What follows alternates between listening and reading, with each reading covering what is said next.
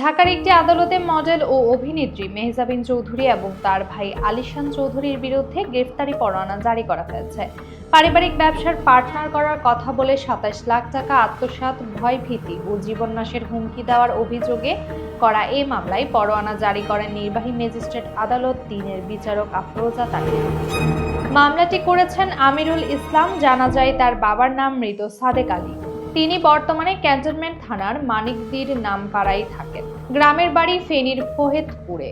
দীর্ঘ পরিচয়ের সুবাদে বিভিন্ন প্রলোভন দেখিয়ে মেহজাবিন তাকে নতুন পারিবারিক ব্যবসার পার্টনার করবেন বলে নগদে ও বিকাশে মোট ২৭ লাখ টাকা নেন, এমন অভিযোগে মামলার উল্লেখ করা হয়েছে। বাদীর দাবি, বারবার টাকা চাইতে গেলে তাকে আজ কাল বলে ঘোরাতে থাকেন তারা। এরপর ১১ ফেব্রুয়ারি এবং পরে ১৬ই মার্চ হাতিরঝিল এলাকার একটি রেস্টুরেন্টে ডেকে নিয়ে মেহজাবিন এবং তার ভাই কয়েকবার তাকে গালিগালাজ করেন। ফৌজদারি কার্যবিধি ১০৭/১১৭ ধারার তিনি মামলা দায়ের করেন। নির্ধারিত তারিখে আদালতে হাজির না হওয়ায় বিচারক ১০ নভেম্বর তার বিরুদ্ধে গ্রেফতারি পরোয়ানা জারি করেন। গ্রেফতারি পরোয়ানা তামিল প্রতিবেদন দাখিলের তারিখ রাখা হয়েছে ১৮ ডিসেম্বর। অন্যদিকে মেহজাবিন সামাজিক মাধ্যমে জানিয়েছেন তিনি বাদী আমিরুলকে চেনেন না এবং পুরো বিষয়টিকে হয়রানি বলে মনে করছেন।